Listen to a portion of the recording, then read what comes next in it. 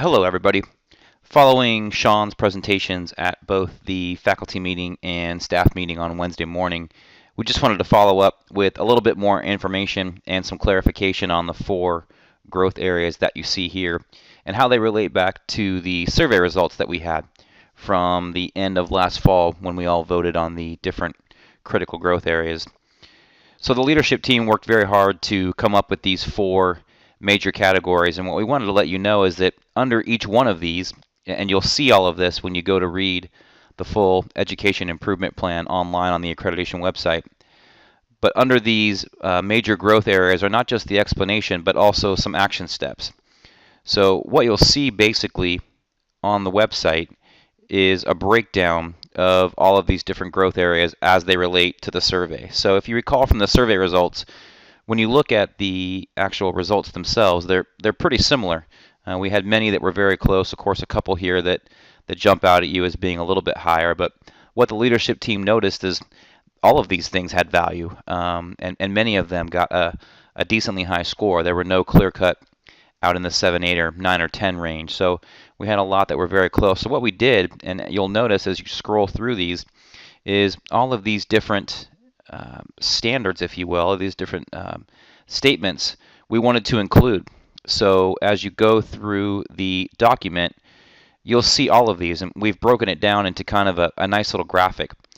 So in terms of the Catholic principles, this is the main growth area, of course, to execute the intentional and explicit integration of universal Catholic principles. And if you look under that, the action steps, what we hope we will do: cultivate active involvement, promotion of and formation for lay and religious vocations, focusing on increasing awareness of diversity. Those are additional statements from the survey. So while they didn't become the main growth area, they became action steps. Similarly, for number 2 and on through the list, number 2 is stress, kind of that general picture of reducing stress on campus. One of the ways we can do that would be the Bell schedule. Another way we could do that would be to improve faculty and staff retention, increasing morale, so on and so forth. Also working on communicating with all members of the SMCHS community, the different programs and such that are available to them to help reduce stress, so on and so forth. And anyway, so this graphic here is just a visual representation of what you'll see in the education improvement plan. So again, all these support statements, these sub-bubbles here, came directly from the survey results. So we just wanted to provide some additional clarity on that and just let you know that we really did take your feedback into account, and we appreciated it and found value in all those statements.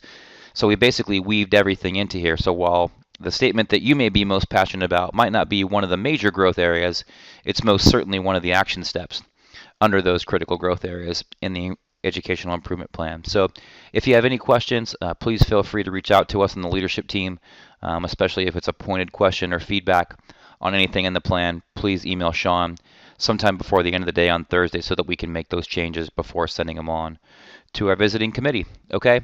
Thanks again, everybody, for your efforts and time throughout this whole process. We're so close to the end, and we appreciate all you've done to make this process really beneficial and a great document for us to work with moving forward.